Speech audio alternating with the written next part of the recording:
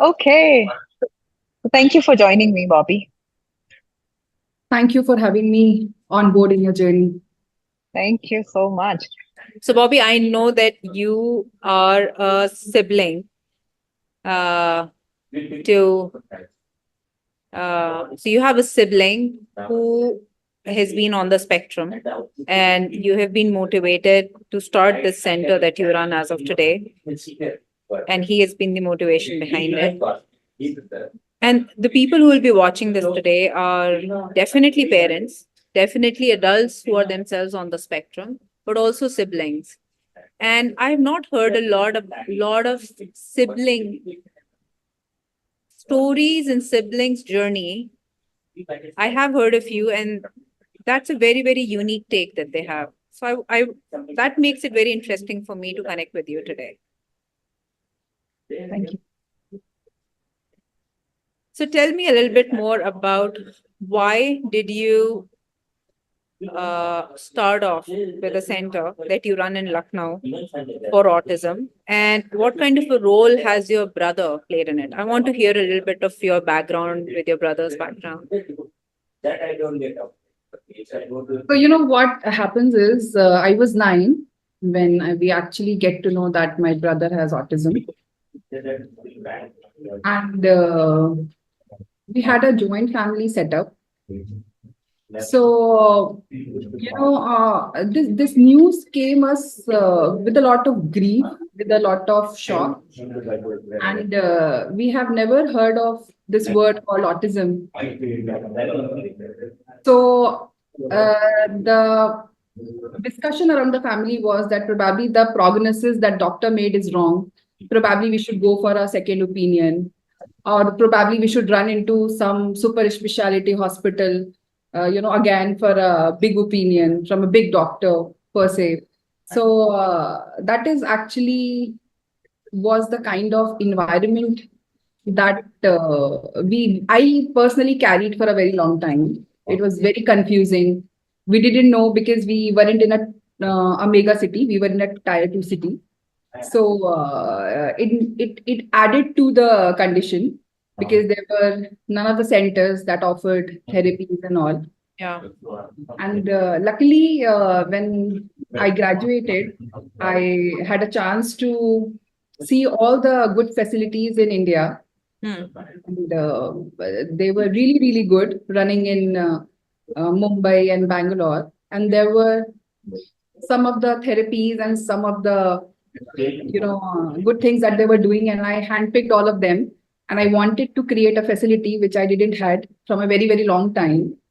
So that is how ISF came into the picture. Okay. और एक चीज बताओ, आपने बोला कि आप 9 years के थे when you were told. What were you told by your parents? क्या बोला उन्होंने exactly कि और भाई आपका छोटा है आपसे? He's 9 years younger than me. अच्छा. So you must be, मतलब आप लगभग 10 साल के रहे होंगे या कुछ जब आपको पता चला, तो बहुत जल्दी उनको जब डिटेक्ट हुआ. Okay. What Right. you told? आपको बताया क्या पेरेंट्स ने?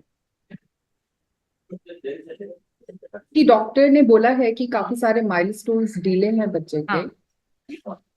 और mental retardation है because there was no such word as autism at that time. So it was called mental retardation. तो ये जानकारी उस टाइम पर थी, पर कुछ पता नहीं था कि रिटार्डेशन क्या होता है, क्या एसोसिएटेड कंडीशंस होते हैं या सिम्टम्स होते हैं. Yeah. So as a sibling, I mean, you were very young. And you have आपका फ्रेंड सर्कल है, आप ग्रो कर रहे हो, बर्थडे पार्टीज हैं, फ्रेंड्स घर आ रहे हैं, आप जा रहे हो. वो क्या इमोशन क्या होता है? That मतलब what kind of an emotion did you have as a sister? Were you protective initially and then eventually, मतलब that वो एक जर्नी होती है ना जिसमें शुरू में तो आपको पता ही नहीं होता. You're like kind of clueless कि कुछ प्रॉब्लम है, ठीक हो जाएगी. Maybe with time you realize कि नहीं, this is a condition, it might stay, it will be with him. And then you have friends around you, but you also have this responsibility. What was it like? See, luckily I have been around with very good people. I'm blessed in that way. And there were different sort of emotions. Sympathy tha, empathy tha. Then बहुत ज्यादा over care भी मिलता था at times. पिटी भी feel करते थे लोग. और कई बारी थोड़ा एक्स्ट्रा नाइस होने का भी कोशिश करते थे. तो ये सारी चीजें होती थी. But did it bother you at any point of time, Bobby? When you were growing up, you became a teenager, you had a friend circle. Every child, I'm just thinking, I have two kids. One is about to be a teenager. Does it bother that responsibility or that care that you have to show? What It was that? bothered, but then it bothered. It bothers everybody, even if you're a parent, you're a sibling, even if you're a neighbor for that matter, it bothers everybody. Because if you're not a part of a mainstream, so sabka attention, unwanted attention comes into the picture. Yeah. It bothers, but then, eventually you outgrow it. And then everything starts falling in the place. And when you outgrow with a positive emotion कि यार भाई है कुछ भी करेंगे we will be with him अगर नहीं होंगे दोस्त साथ में कोई बात नहीं we are gonna give him time. What is that thought process? The moment you accept the condition as it is, the moment you'll start outgrowing from it. And yes, it will always be positive. Yeah. I'm asking this reason because when I speak to parents, I think one point that has come out very, very often is that we never had another child because we didn't know how that child will accept this child. Yeah. And second, I want to ask you that what did your parents tell you? Did they actually prepare you or make you understand something in a way that maybe these parents can also do with the siblings? That helped you bond better with your brother. No, I had a different life story here. I lost my father at a very young age. So basically, it was me being the oldest among the sibling, and it was my mother. Yeah. So there was never a conditioning that, what, it came naturally to me that, what I have to do for him. Yeah.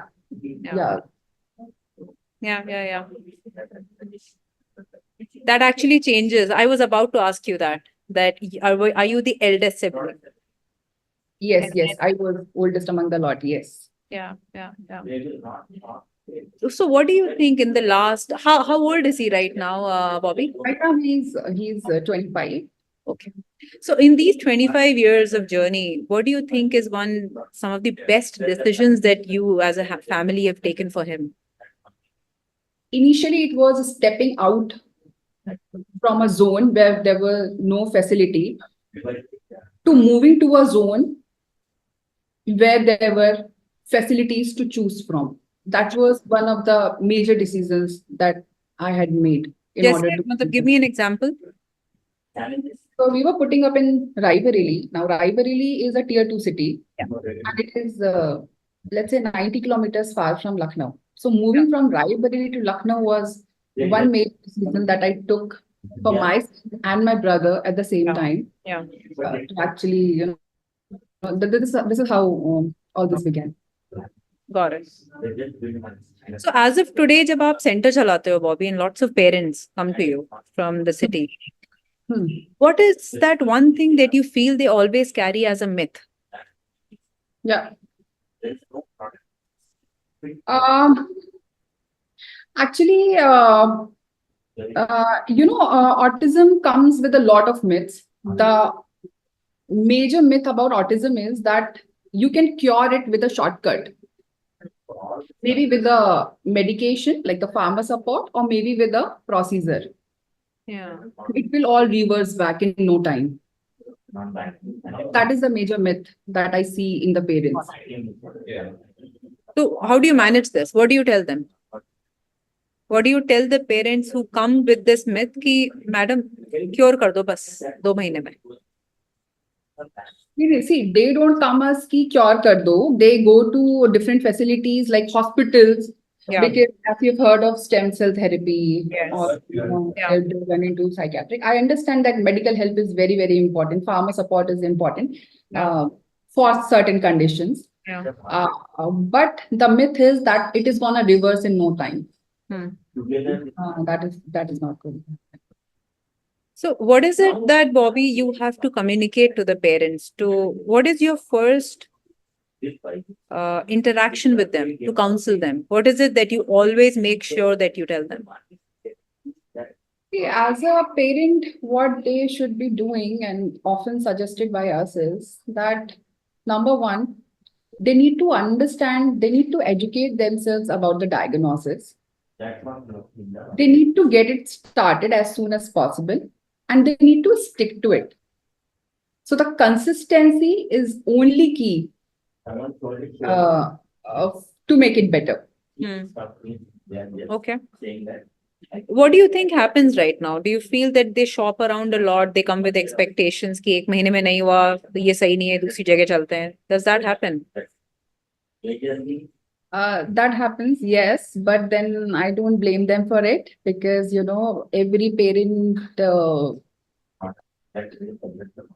want and needs that their child should be normal, and they should progress in any which ways and from anywhere they might. So of course they have to shop around. They look out for the therapist, and I really don't blame them for it. How long has it been, Bobby, running the center? I started this facility 10 years back. So 2014 I started. Okay. So 10 years, a lot of children would have been with you for a very, very long period of time. So I think I would be happy to hear some stories close to your heart, some heartwarming stories. I'm sure there will be positive stories as to how by doing certain things, or by following certain things, or just by pure hard work of you guys and the parents, the story in the end seems lovely for the child and for the parent. So ISF and I personally have been very lucky in this case, that we have a lot of success stories with us, and every year we are having success stories. So it's an ongoing thing. A lot of stories are very close to my heart, and it being that a lot of kids come from very, very different locations. They are not localites. They shift from different cities to Lucknow in order to get our services. And then probably now they are into a regular setting. We have mainstreamed them. We mainstream 4 to 5 kids every year. Okay. And they never come back to us, and they never go back to any therapy center. That way we have been really, really lucky. And they are doing really well in their classes. So their parents tell, they're performing really well as compared to their peers. Okay. So it gives me a lot of relief. It gives a lot of contentment actually to hear this. So as a sibling, and also as somebody who's running a center, I mean, this question would be very common to you from parents saying, what will the future of my child be? So what is that you tell them? See, I'll say that every child brings in a little luck. Every child. Okay. So it depends that, how do you see it and how you want their future to be. So right now, let's talk about my brother only. He's very good. He excels in cooking. And, for me, it is a sign of independence. I cannot cook, to be very honest. I don't like cooking at all, but my brother does. That is a good sign of independence for me. So it is how you look at. So if you want that my child has to go in a corporate setting only, and then I'll consider him to be a success. That is not how to see it, and that is not how to go about it. I like this sentence that every child brings some luck. This is true. I mean, I believe in it myself. For any child that is born, for any new soul that enters your life. Yes. I think that's true. Anything you want to say to the parents? So, Bobby, we work very closely with about 800,000 parents who would be in our network as of today. And I saw some of your ads while running through my Facebook post. So that is how I came to learn about the Ayurveda. And I found it very fascinating, actually. I will tell you that the reason I want to hear more and more from siblings, from parents, from experts also, because what I have understood in a very, very small journey of being with such children and such parents is there is no one thing that works. Yep. There is a combination of so much more. And the one that plays maximum role is acceptance, which you just said. You first need to do that. And then, things will begin to change. If you get a chance, you look at some of the other podcasts that we did, and you will notice that it is only when the parent surrendered that this is what it is. And I'm very happy. I accept it. And that's the very same moment that things start working out for them. That is exactly the moment Yeah. just went uphill. The graph just went up. Correct. And look at the smile on your face. I think that's exactly what has happened to you because you just connected to that. Yeah. So, one more thing I would like to add up, which is very, very important these days, is that I want to request and suggest all the parents, they do not make mistakes, I believe, but I still want to suggest them that don't lose yourself in the journey because this journey is quite long. And especially mothers, they need to, and it is a must for them to actually incline towards self-care. yeah. If you exist, then only, you can bring all the good thing and progress to your kids. Yeah, very true. Mothers are the primary caregivers and they are lost in that process. I feel very, very bad. And it's not just a mother who's a mother to a neurodiverse child. Any mother, I would say, for that matter, loses the journey, loses herself in this journey of raising kids. And it's just important for every single mother to realize that. Yeah. I mean, there's a very, very sad news that I heard yesterday. It came out in the papers that, one such mother would have been extremely upset mentally.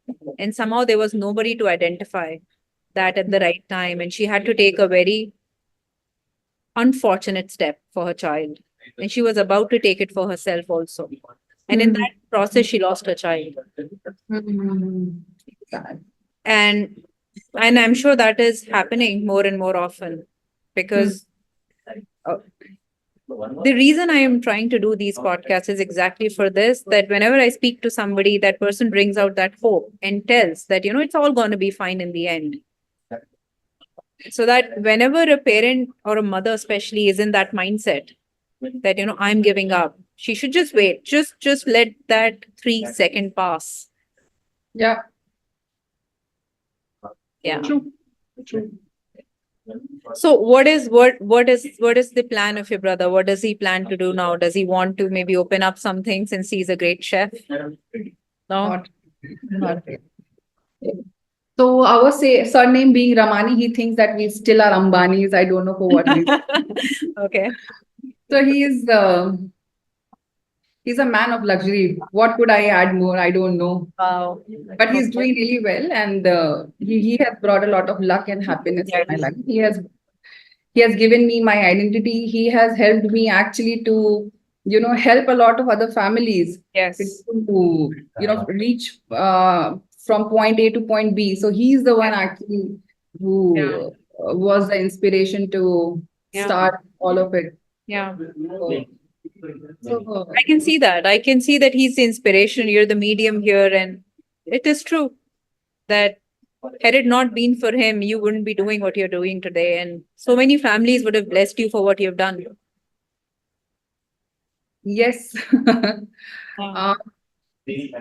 Initially, when he was diagnosed, then my parents were running to all the popular religious sites of India, from Vaishno Devi to Amritsar to Ajmer Sharif and whatnot.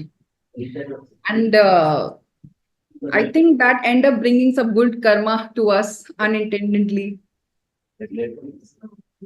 Yeah. No, I'm sure, Bobby, whatever effort you're putting in genuinely is coming back to you in many, many forms. It does. And I just hope that it does well. You're able to expand and touch many, many more lives. And I wish your brother all the very best. Thank you so much. And I look forward to meeting you when I come to Lucknow. Sure. You're more than welcome to come over.